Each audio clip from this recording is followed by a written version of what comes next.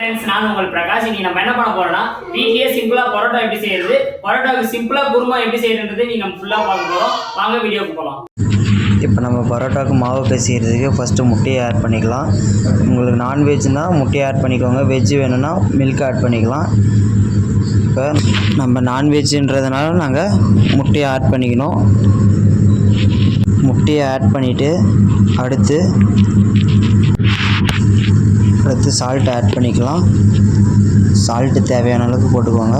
அடுத்து சுகர் தேவையான அளவுக்கு போட்டுக்கோங்க. நீங்கள் சால்ட் எந்த அளவு போடுறீங்களோ அதே அளவு சுகரும் போடணும். அதுக்கு அதிகமாகவும் போடுறதையும் கம்மியாகவும் போடுறதையும் அதே அளவு போட்டாலே உங்களுக்கு போதுமானதாக இருக்கும். அடுத்து நல்லா மிக்ஸ் பண்ணி விட்டுக்கலாம். நல்லா மிக்ஸ் பண்ணிவிட்டு பிறகு சால்ட்டு சுகரும் கரைஞ்சிரும். அடுத்து நீங்கள் மைதா மாவு ஆட் பண்ணிக்கோங்க. மைதா மாவு நாங்கள் 1.5 கிலோ எடுத்துக்கிட்டோம்.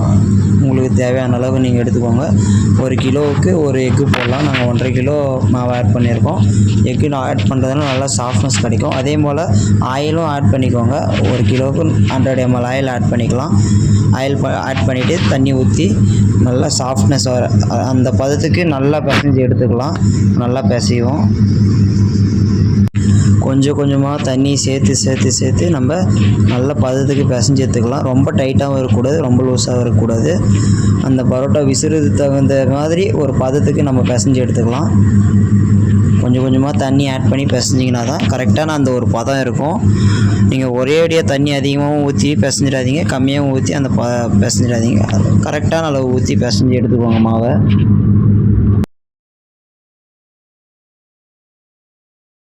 இப்போ நீங்கள் பார்த்தீங்கன்னா உங்களுக்கே தெரியும், நம்ம கொஞ்சம் கொஞ்சமாக தண்ணி ஆட் பண்ணி தான் பிசைஞ்சிருப்போம். இதே மாதிரி கொஞ்சம் கொஞ்சமாக தண்ணி ஆட் பண்ணி பிசைஞ்சிக்கலாம்.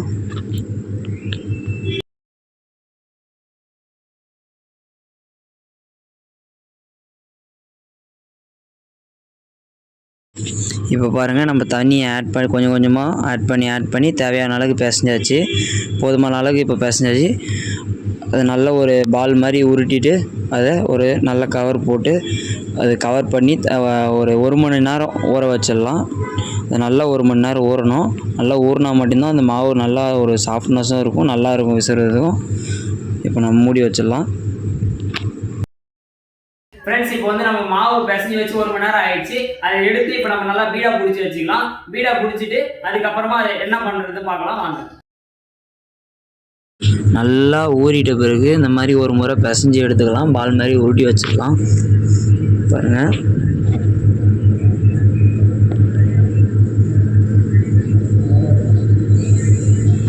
இப்போ நம்ம இதை பீஸாக கட் பண்ணி எடுத்துக்கலாம். அழகாக பீஸாக கட் பண்ணி எடுத்துகிட்டு அழகாக நம்ம பரோட்டா விசுறதுக்கான பீடாவை பிடிச்சி எடுத்துக்கலாம். இப்போ நம்ம நல்லா கட் பண்ணி எடுத்துட்டோம். அடுத்து பீடா பிடிக்கிறது எப்படின்னு பாருங்கள். இந்த மாதிரி தான் பீடா பிடிக்கணும். இந்த மாதிரி பீடா பிடிச்சி எடுத்துக்கிட்டு அதுக்கப்புறமா நம்ம ஆயிலில் அப்ளை பண்ணிட்டு ஒரு பேசனில் மாற்றி வச்சுக்கலாம்.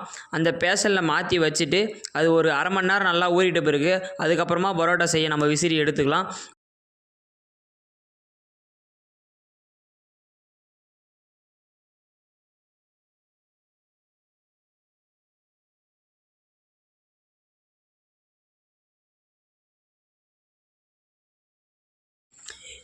இப்போ நம்ம ஒரு வழியாக பீடா பிடிச்சி முடிச்சாச்சு.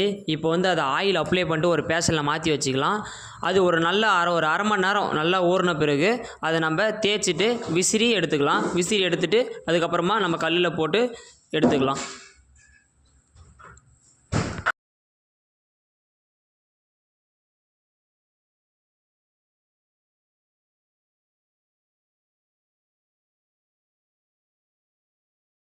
இப்போ நம்ம எல்லாத்துலேயுமே நல்லா ஆயில் அப்ளை பண்ணி பாத்திரத்தில் மாற்றியாச்சு. அடுத்து நம்ம எல்லாத்தையும் இந்த மாதிரி தேய்ச்சி எடுத்துக்கலாம். தேய்ச்சிட்டு நீங்கள் ஒவ்வொன்றையும் அழகாக நல்லா தேய்ச்சி எடுத்து வச்சுக்கோங்க. எடுத்து வச்சுட்டு அடுத்து இந்த மாதிரி விசிறி எடுத்துக்கோங்க. இந்த மாதிரி அழகாக விசிறி நல்லா ஒட்டாத மாதிரி ஆயில் லைட்டாக மேலே அப்ளை பண்ணி நல்லா விசிறி எடுத்து வச்சுக்கோங்க தனித்தனியாக. நீங்கள் பண்ணும்போது மெதுவாக பண்ணுங்கள், அப்போ தான் அது கிழியாமல் நல்லா அகலமாக நம்ம கிழியாமல் நல்லா விசிறி எடுத்து இந்த மாதிரி சுருட்டி இந்த மாதிரி தனியாக வச்சுக்கோங்க. மொத்தத்தையும் இதேமாதிரி விசிறி எடுத்து வச்சுக்கோங்க. மொத்தத்தையும் விசிறி எடுத்து வச்சுட்டு அதுக்கப்புறம் நம்ம தோசைக்கல்லில் போட்டு எடுத்துக்கலாம்.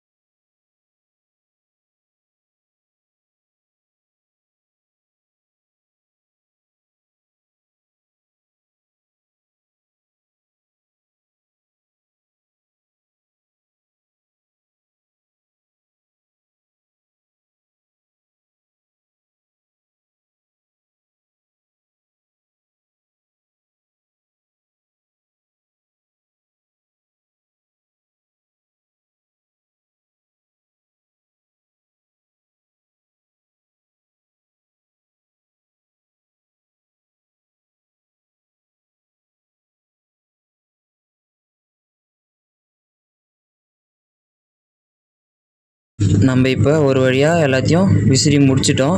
அடுத்து விசிறி முடிச்சுட்டு எல்லாத்தையும் நம்ம தேய்ச்சி வச்சுக்கலாம். தேய்ச்சி வச்சுட்டு அதுக்கப்புறமா ஒன்று ஒன்றா நம்ம தோசைக்கல்லில் போட்டு எடுத்துக்கலாம். இப்போ நம்ம தேய்ச்சிட்டு இருக்கோம். நல்லா அழகாக தேய்ச்சிக்கோங்க. நல்லா ரவுண்டாக அழகாக தேய்ச்சிட்டு எல்லாத்தையும் தேய்ச்சி எடுத்து வச்சுக்கோங்க. தேய்ச்சி எடுத்து வச்சுட்டு அதுக்கப்புறமா நம்ம தோசைக்கல்லில் போட்டு எடுத்துக்கலாம்.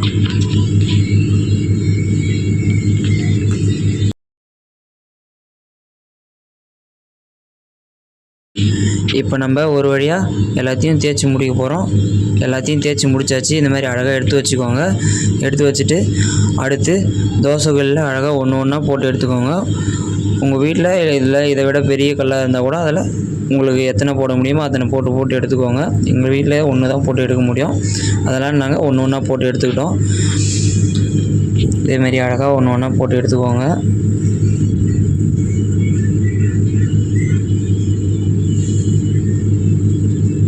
போட்டு எடுத்துகிட்டு நல்லா அடித்து ஒரு தட்டில் எடுத்து வச்சுக்கலாம். இந்த மாதிரி நல்லா வேக வச்சு நல்லா அடிச்சுக்கோங்க.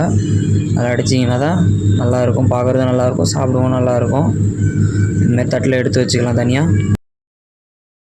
ஃப்ரெண்ட்ஸ், இப்போ வந்து நம்ம பீடா பிடிச்சி வச்சது எல்லாத்தையுமே பரோட்டா செஞ்சு முடிச்சாச்சு. அடுத்து அந்த பரோட்டாவுக்கு சிம்பிளாக குருமா எப்படி ரெடி பண்ணுறதுன்னு பார்க்கலாம் வாங்க. அடுத்து குருமா ரெடி பண்ண நம்ம அடுப்பு பற்ற வச்சுக்கலாம். ஃபஸ்ட்டு நல்லா வானல் சூடான பிறகு ஆயில் ஊற்றிக்கலாம். ஆயில் ஊற்றிட்டு அடுத்து பட்டை, லவங்கம், அன்னாச்சிப்பூ, இலை, மிளகாய் இதெல்லாம் ஆட் பண்ணிக்கலாம். அடுத்து வெங்காயம் போட்டு நல்லா வதக்கிக்கலாம்.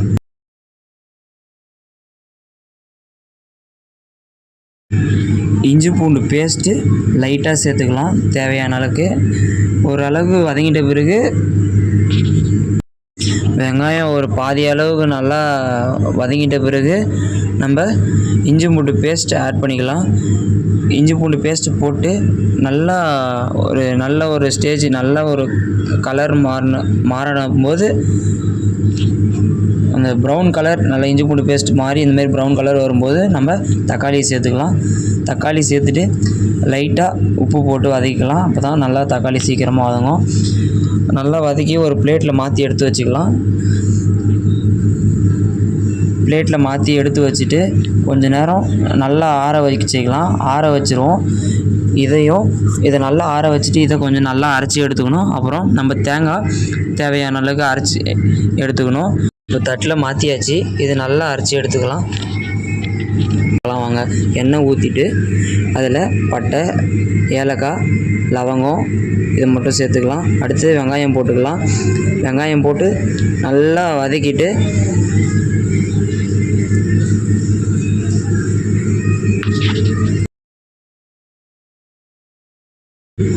தக்காளியை ஆட் பண்ணிக்கலாம். தக்காளி ஆட் பண்ணிவிட்டு நல்லா வதக்குவோம். தக்காளி வதக்கும் போது எப்போவுமே லைட்டாக சால்ட்டு ஆட் பண்ணிவிட்டு வதக்குங்க. அப்போ தான் நல்லா சீக்கிரமாக வதங்கும். நல்லா வதங்கிட்ட பிறகு நம்ம அடுத்து அரைச்சி வச்சது இதில் ஆட் பண்ணிக்கலாம். நல்லா வதங்கணும். அதுக்கு நல்லா தக்காளி நல்லா வதங்கி வந்த பிறகு அதுக்கப்புறமா நம்ம அரைச்சி வச்ச நம்ம வதக்கணும் இல்லைங்களா வெங்காயம் தக்காளி, அதை அரைச்சி வச்சது சேர்த்துக்கலாம். அதையும் தேங்காய் அரைச்சி வச்சது இது ரெண்டுத்தையும் சேர்த்துக்கலாம். ஃபஸ்ட்டு நம்ம தேங்காய் அரைச்சி வச்சது சேர்த்துக்கிட்டோம். அடுத்து நம்ம அரைச்சி நல்லா திருப்பி விட்டு அடுத்து நம்ம வதக்கணும் இல்லையா அதை சேர்த்துக்கலாம். அதை சேர்த்துட்டு நம்மளுக்கு சிம்பிளாக செய்கிறோம் அப்படின்றதுனால வீட்டுக்கு இருக்கிறத வச்சு நம்ம செஞ்சுட்டு இருக்கோம். அடுத்து நம்ம இது நல்லா வதக்கி விட்டுட்டு அடுத்தது தேவையான மசாலா ஆட் பண்ணிக்கலாம். நம்ம ஃபஸ்ட்டு சில்லி பவுடர் போட்டுக்கலாம். அடுத்து சிக்கன் மசாலா இருந்தால் சிக்கன் மசாலா கொஞ்சம், மட்டன் மசாலா இருந்தால் மட்டன் மசாலா கொஞ்சம் போட்டுக்கோங்க. நம்ம சிக்கன் மசாலா ஆட் பண்ணியாச்சு. அடுத்து மட்டன் மசாலா கொஞ்சம் ஆட் பண்ணிக்கலாம். நம்ம மூணுத்தையும் நல்லா ஆட் பண்ணிட்டு சால்ட்டு கொஞ்சமாக தேவையான அளவுக்கு போட்டு எல்லாம் மசாலா எல்லாத்தையும் தேவையான அளவுக்கு போட்டு சால்ட்டு தேவையான அளவுக்கு போட்டு நல்லா கலக்கி விட்டுட்டு நம்ம தேவையான அளவுக்கு தண்ணி ஆட் பண்ணிக்கலாம். ரொம்ப தண்ணி மாதிரியும் இல்லாமல் ரொம்ப திக்காகவும் இல்லை, ஒரு தேவையான அளவுக்கு தண்ணி ஆட் பண்ணி நல்லா கொதிக்க வச்சுக்கலாம். கொதிக்க வச்சுட்டு இறக்கி வச்சுட்டு நம்ம பரோட்டா கூட ஊற்றி சாப்பிட்டோம்னா டேஸ்ட் நல்லா அல்டிமேட்டாக இருக்கும். நீங்களும் இதே மாதிரியே செஞ்சு ட்ரை பண்ணி பாருங்கள். நீங்கள் வீட்டில் சிம்பிளாக செய்கிற மாதிரியா இருந்தால் இந்த மாதிரி செய்யுங்க, உங்களுக்கு ஈஸியாக இருக்கும். அப்படி இல்லை உங்கள் வீட்டில் சிக்கனோ இல்லை மட்டனோ இல்லை எக்கோ அந்த மாதிரி இருந்தால் அதுக்கேற்ற மாதிரி நீங்கள் நல்லா பண்ணிக்கோங்க. இந்த மாதிரி பரோட்டாவுக்கு நீங்கள் சிம்பிளாக வீட்டில் இருக்கும்போது செய்யணும்னா இந்த மாதிரி சிம்பிளாக செஞ்சுக்கலாம். இது நல்லா கொதிக்கிட்டோம். நல்லா கொதித்த பிறகு அதை நம்ம இறக்கி வச்சுக்கலாம்.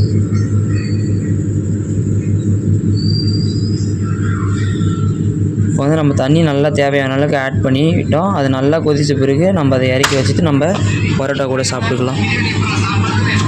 மறக்காம லைக் பண்ணுங்க, ஷேர் பண்ணுங்க, கமெண்ட் பண்ணுங்க, மறக்காம சப்ஸ்கிரைப் பண்ணுங்க.